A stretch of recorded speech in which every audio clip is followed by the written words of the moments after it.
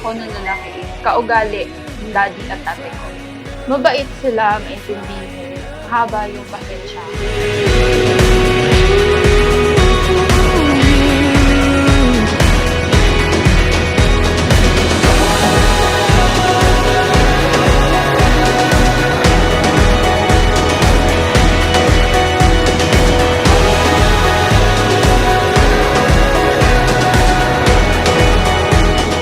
Palagi ko pipiliin mga ibabaw ang pagmamahal. Kasi sa galit. Marami na tayong pinagdaanan, marami na tayong laban, problema na kinaya na tayong dalawa lang. Pero nandito tayo ngayon, harap sa altar, nakaharap sa Diyos. I'll go to the ends of the earth with you.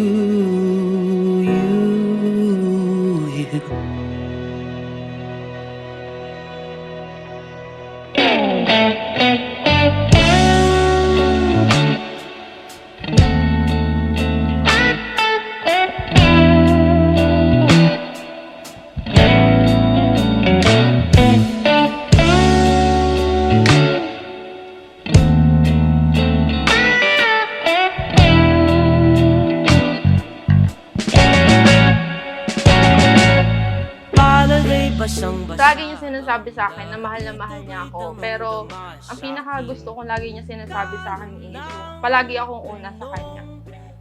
Sa lahat ng bagay. And walang araw na hindi niya pinaramdam yan sa akin.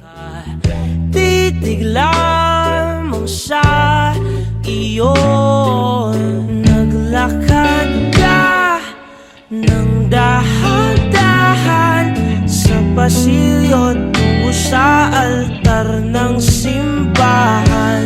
Hahagkanan, di ka bibitawan, wala na akong mahihiling pa.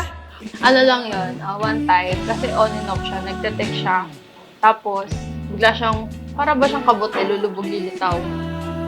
Tapos one time, sabi ko kay Lord, pag ito hindi nag-text ng alas 3 ng hapon, hindi ko na to re-replyan, hindi ko na to bibigyan ng chat. Kumbaga, hindi ko na siya i-entertain.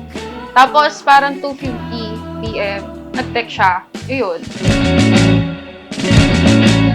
Di maikukumpara, araw-araw kong dala-dala pa po. Ritong panalangin ko'y makasama ka sa pagtanda. Ang hiling sa Diyos na may gawa, ape. Lido ko'y maging iyo. Naglakad. Salamat sa pagpapalaki sa akin. Kayo mag-alala sa akin. Baang-baang ko naman yung mga pangarap niyo sa akin. Rainier at Paula, yung tatlong aking binanggit, love, fidelity, and our Lord Jesus Christ, isama niyo sa buhay niyo.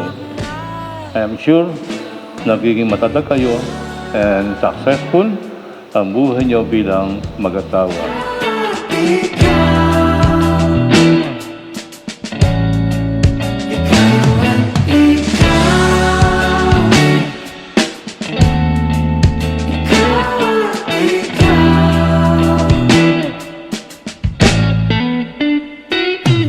Paula, sumasang-ayon ka ba na mag-asawa si Rainier na rito ngayon alinsunod sa batas at alintunin ng ating banal na simbahan?